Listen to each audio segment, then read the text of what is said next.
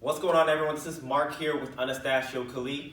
First and foremost, I just want to say if you are self-isolating at home, hope you guys are doing well. My warm wishes goes out to all of you staying at home, doing your part in your community to keep it safe, keep it clean, especially to our frontline workers that are still out there working, keeping us safe. I appreciate all of your help and all of your doings in your communities, and I hope you guys continue to do the same.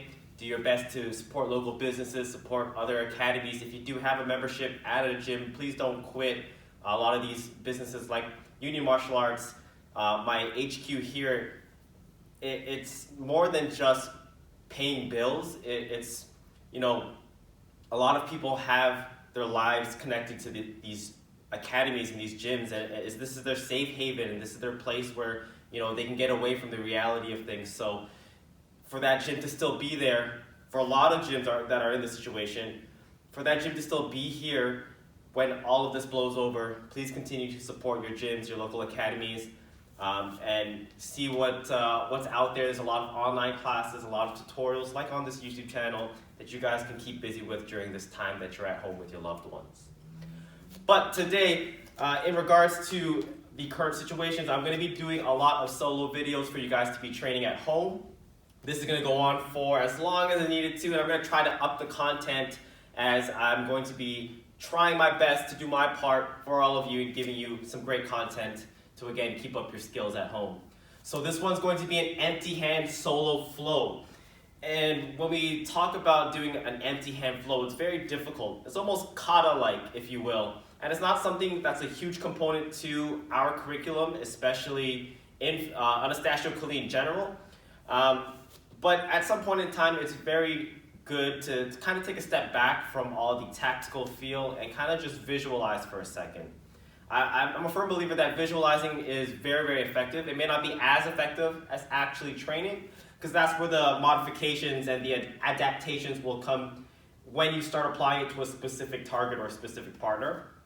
But especially as a beginner student, it's very important to understand what you're trying to achieve, and sometimes you just got to take a step back and just kind of learn to visualize what it is you're going to be doing.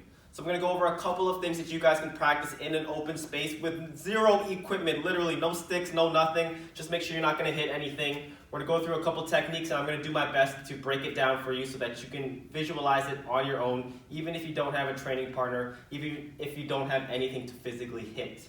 Okay, so the first technique we're going to combine two things actually.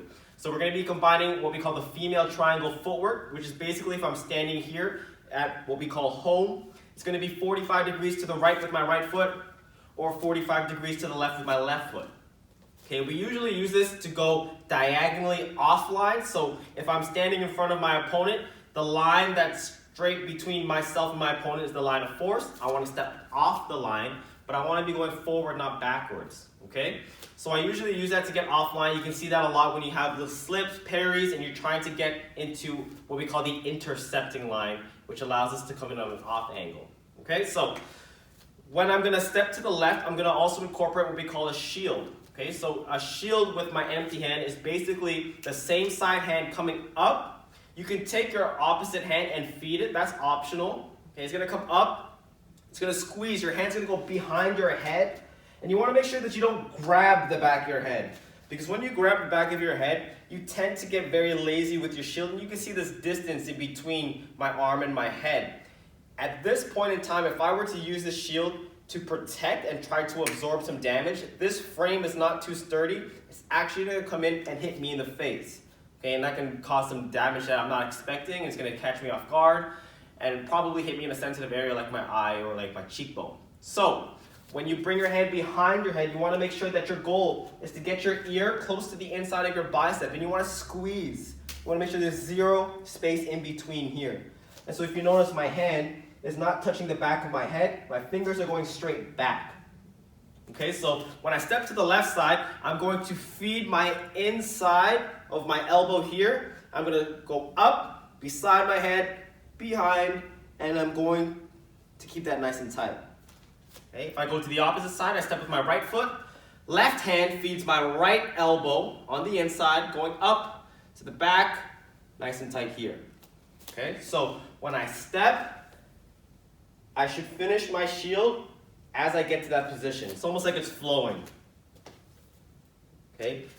For a lack of terminology, this is the way I teach my youth students who, the terminology doesn't really stick all the time. So this is the cheat code that I start to teach. Okay, so you take your hand, you're gonna touch the inside of your elbow, you're gonna comb your hair back, and you're gonna sniff your armpit.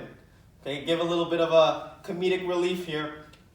That's very, very important, that last step, because that's gonna make sure that you don't get caught combing your hair and then you keep your hands in your hair. You wanna make sure that you go so far back that after you comb your hair, your bicep is close enough that you can almost sniff into your armpit. So that's my little fun way that I like to teach my youth students here at Unit Martial Arts.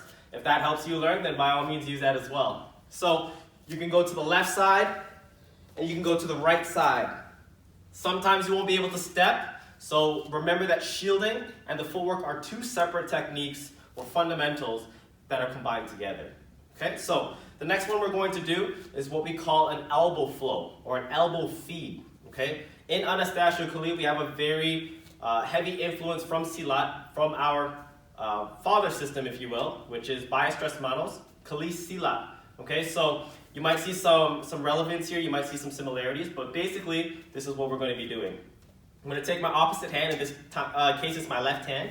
I'm going to take my right elbow, and I'm just going to basically sandwich it. And I want my elbow to go more so to my hand than my hand goes to my elbow. Okay? But it's not just going to be one force here. It's almost going to be like a uneven sandwich, if you will. Okay? Now, what this hand is representing, this can either be framing at the side of the neck, okay, or it could be scooping the back of the head. So just imagine I have someone's head here. I'm either framing at the neck or scooping behind here, and I'm feeding my elbow into my target. Now from this position, I'm going to take my hand that just elbows, this is my right hand, I'm going to lift it up and over, and I'm going to frame on the other side. Okay, so if I was facing a target, this would technically be on the right side, or sorry, their left side. So if I'm on their left side here, I feed my right elbow, I'm going to frame on the other side and feed my opposite elbow. Okay, so I'm going to frame with my left, elbow with my right. Frame with my right, elbow with my left. And I can keep doing this as often as I need to.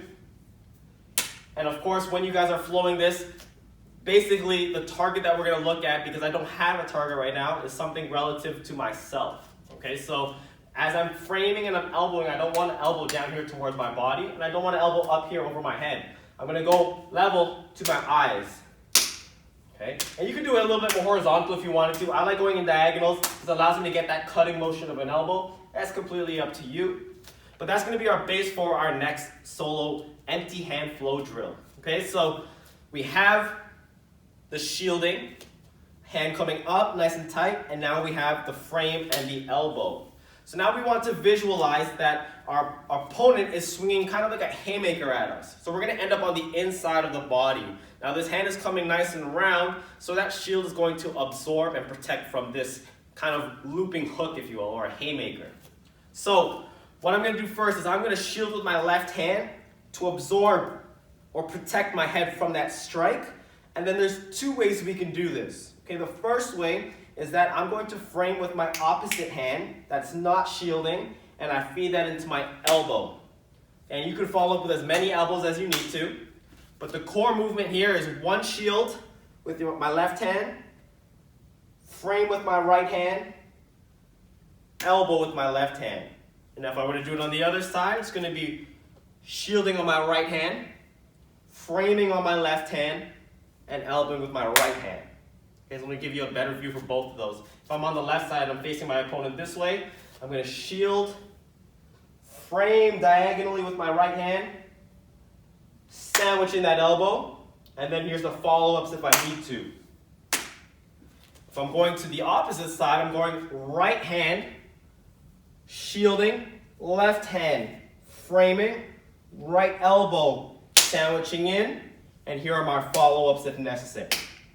Okay, so that's the first way you can do it. Alternatively, what you can do, if you're on the outside, you can still accomplish using your shield. It's just a little bit more counter-offensive as opposed to defensive when you're absorbing that looping strike. So now I'm thinking more of a straight punch, and we're on the outside of the arm here. Okay, so this time when I go technically to my left, I'm going to use my right shield. So I'm going to be opposite from my lead leg here.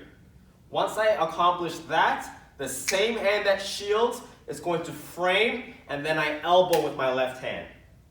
Okay, so once again, if I'm stepping with my left foot, I'm technically on the outside of a right hand cross. Okay, so I'm going to use my opposite arm from my lead leg, which will be my right hand. I'm going to shield, frame with the same hand, elbow, and then follow up with my elbows if necessary. If I do it to the other side, I'm going to use my right lead. I'm going to step offline. I'm going to shield with my opposite hand, which is now my left hand. I frame with the left hand, and I elbow with the right. And then I follow up with my elbow flow if necessary. Okay, so those are a couple of things you guys can work on. I'm going to leave you with one more. This is something that takes a little bit more visualization, so I'm going to post somewhere down here, or maybe a link up here, to a video that's going to break down what I call the Kali flow, and it's a series of movements that gets you from no contact into almost like a grappling position. But this is basically going to be me visualizing that process and shadowing that exact motion, that Kali flow. So we normally do this off of a cross. Sometimes we do it from different situations. But basically what I'm going to be doing is I'm going to take my left hand, I'm going to be parrying it down. And what I'm trying to do is I'm trying to parry it and get my arm to go into almost like an underhook position.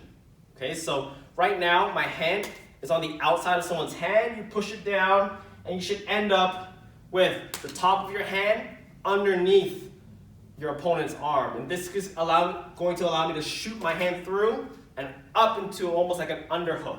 Okay? When you're doing that parry, you're going to twist your body. Okay? We want to get our body off the line of force. As I'm transitioning to get that underhook, I'm going to come in with an elbow. Okay? As I underhook here, I frame and I knee. So right now inside here, their arm is captured in almost like an armbar position. My palm is going to the back of the partner's elbow, or my opponent's elbow in this case. Here's that hack that we were practicing, with that frame. That right hand's framing across the neck.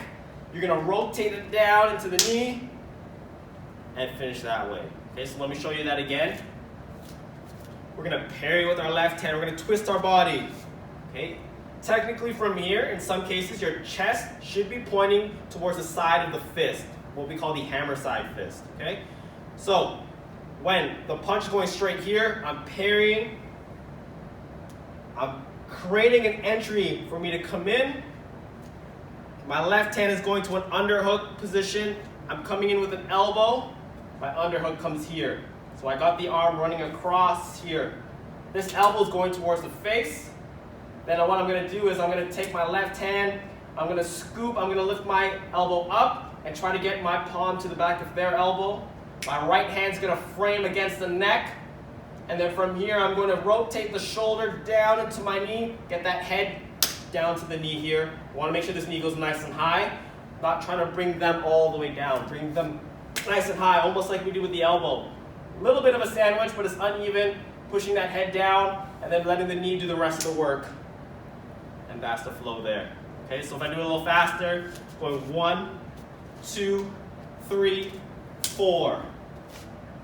And that would be what we call the Kali flow. So I know it's a little difficult to see, so really take your time to watch some videos, see how it's supposed to look, try to visualize if you have a target, if you have one of the Sentry standing bags that have the arms and limbs, that's going to help you a lot. But we're going to do what we can to obviously stay safe and keep our training up. So if you did enjoy the video, make sure you give it a thumbs up. I'm going to be coming with a lot more stuff, not just on here, but on my online memberships, AnastasioKali.com. I'm going to make sure that, again, I'm doing my part. So stay tuned to that. Become a member at AnastasioKali.com. It's free. You can check out a free tutorial on there. A lot of the videos on the online memberships are in this motion, just a little bit more broken down, giving you rep ranges, giving you recommendations on how to train it, whether you're a beginner, intermediate, or advanced student in Filipino martial arts. So if you guys are interested, give that a shot. Stay safe. Subscribe if you're new to the channel. And until then, catch you guys then.